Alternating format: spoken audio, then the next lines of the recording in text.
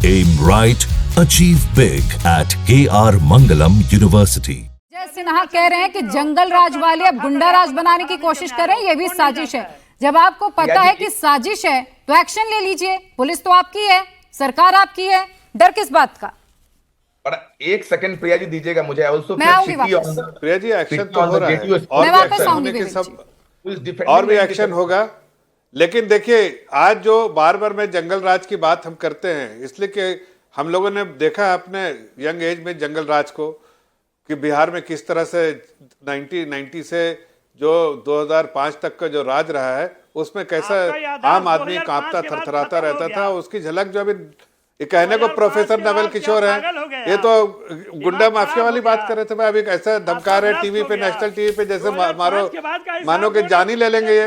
अरे प्रोफेसर साहब, अरे अभी जान उन लेने का काम तो आप लोग करते हैं। साजिश में आप लोग साजिश करें, ये सब मर्डर में आप लोग का ही हाथ होगा। देखिए कानून के हाथ लंबे होते हैं, कानून दूर तक पहुंचेगी।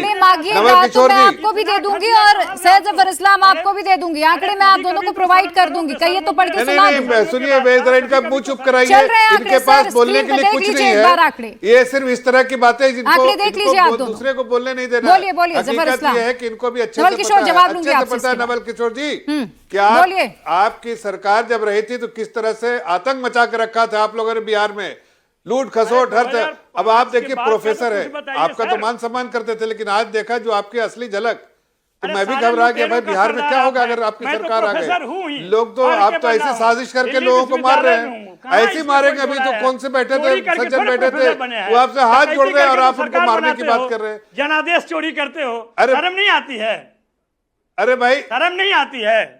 अरे भाई मैं कह रहा हूँ कि आप कैसे भी बने, लेकिन आप प्रोफेसर का गुंडों के प्रोफेसर ज्यादा लग रहे हैं, मवालियों के प्रोफेसर लग रहे हैं, क्रिमिनल्स के प्रोफेसर लग रहे हैं। आप प्रोफेसर इन क्रिमिनोलॉजी, आपने क्रिमिनल नहीं पढ़ाया है। क्रिमिनल लोग जिस तरह से बात करते हैं, जवाब दीजिए। आपने अपने पार्टी के बारे में बता दिया। अब देश की जनता, प्रदेश की जनता देख रही है कैसे लोग हैं भाई। हम तो देखिए वहां पर अमन पीस का माहौल बना रहे, जंगल राज से दूर। अब आपको जंगल राज वाले लेकिन वही तो सवाल है ना सर, वो अमन का माहौल नजर नहीं आ रहा है ना जनता को। जनता को वो अमन का माहौल नजर नहीं आ रहा है फिलहाल। अरे ये साजिश करके इन लोगों ने कुछ किया है, लेकिन आपको बता रहा प्रिया जी कानून के हाथ लंबे, इनके लोग ने ही कुछ गड़बड़ किया है। कानून पहुंच जाएगी जल्दी से और आप देखिए क्या हालत है। आपको सारे कुछ और हत्याएं हो जाए, कुछ और लूट की वारदात हो जाए, इसके बाद पहुंचिएगा। अभिषेक झा, लूटने आता है तुम्हें?